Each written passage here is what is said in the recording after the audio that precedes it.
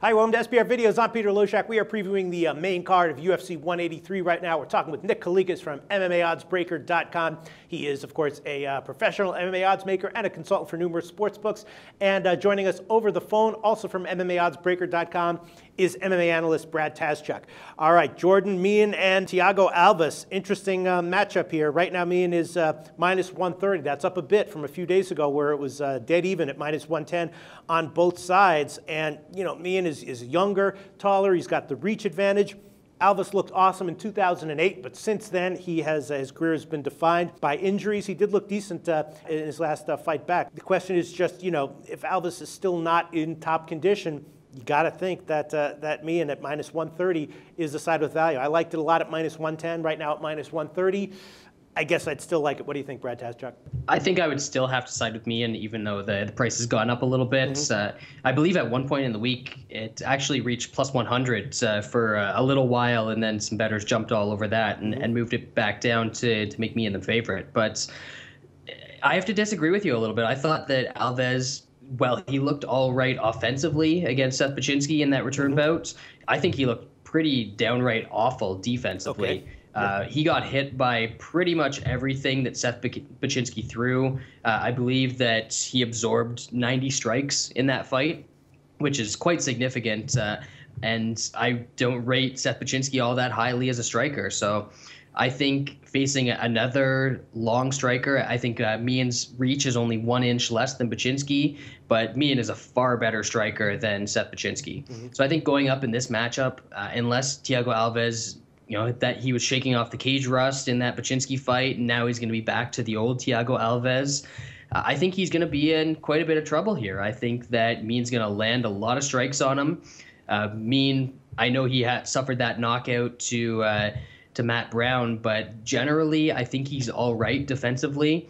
So I think he can avoid some of the things that Alves throws, and this could be a case where he just picks him apart from the outside. All right, so in light of everything you said, if you weren't that impressed with Alves' return back, why then do you think the line is where it is? Why do you think that Meehan wasn't a much bigger favorite then? Well, Meehan hasn't looked great in his most recent fights either. You saw the Mike Pyle knockout. Sure. Obviously, you know, Mike Pyle has a questionable chin. That's something we've known about him for a long time.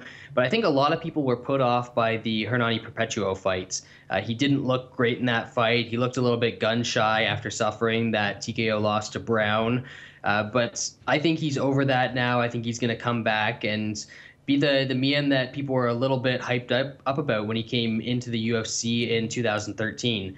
Still a young kid, even though he's got a lot of experience, and I think he's still making improvements. So I do like him here against Alves. Nick Kalikas, I would expect the public to be preferring Meehan here. You know, Alves, a lot of injuries. He hasn't really been in top form. Where'd you open this line? Where's the act going to come in? I opened it Meehan minus 145, so it got bet down is what you guys saw, and then it got bet back up a little bit. So it's going to be ballpark where the opener was, and there's going to be obviously a tremendous amount of two-way support here as well, because Alves, I mean, historically, he's been a very respected fighter. He was at the top of the food chain in the welterweight division. I mean, he's been in that title fight. Unfortunately for him, it hasn't panned out as well, but man, I mean, the things he's accomplished in his career and the people that he's fought, you can't argue. I mean, he's fought the best of the best out there, and he's done relatively well against them as well. So I think Alves is a very game fighter, but I totally agree with everything that Brad said, honestly. I think his fight against Seth, he looked not the same Alves that we kind of come to expect. I know there was some ring rust possibilities. But he did get hit way too much. And Meehan's a very dangerous striker. He's going to be a lot more dangerous than Seth was in that spot as well. So I think if Meehan even lands remotely close to that, he's probably going to do enough damage to make life miserable for Alves and maybe even finish him. So I do think it's a Meehan or pass situation in this spot because he is, again, the youth factor a little bit, even though he's had a heck of a run in his MMA career as well, especially outside of the UFC. I mean, Meehan's had a ton of fights. So MMA years, he's beyond, you know, his age. Honestly, he's taken some punishment throughout his career, but level of competition hasn't been quite the same as what Alves has been through. But I do think that Meehan's getting this in the right time, and again, he can probably be the more effective striker along the way, which is crazy to say because Alves is known for his striking ability. Right. So basically, the action you expect to be basically balanced by the time the fight goes off.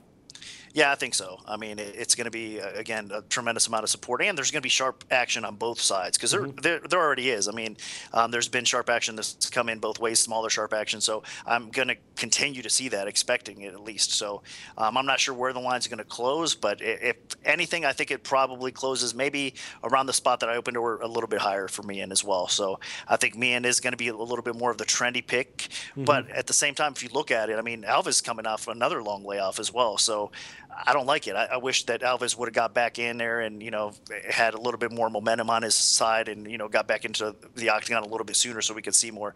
But at the same time, Ian hasn't been the most active fighter as of late either. So it's an interesting matchup, a great matchup. I'm really looking forward to this fight, but I do lean towards Ian. I think he can finally be the one that maybe finishes a guy like Alves, which would be impressive. Yep, that would be my opinion as well. Brad Tazchuk, if you had to bet this one, would you just take Mian at -130, or would you try to extract better value with some kind of prop? Yeah, I'm not sure I like the props in this one, just because I can see Mian just striking him, outstriking him for 3 rounds.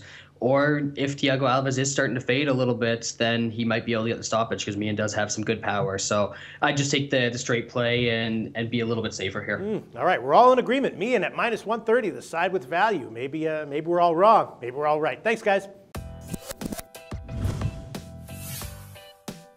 The SBR Network offers free sports picks and game breakdowns, big money free betting contests year-round, a real-time Vegas-style odds monitoring service, and much more. So come see for yourself. To stay updated on SBR news and promotions, follow us on Twitter, Facebook, and Google+, and do be sure to subscribe to the Sportsbook Review YouTube channel to catch all our daily sports shows.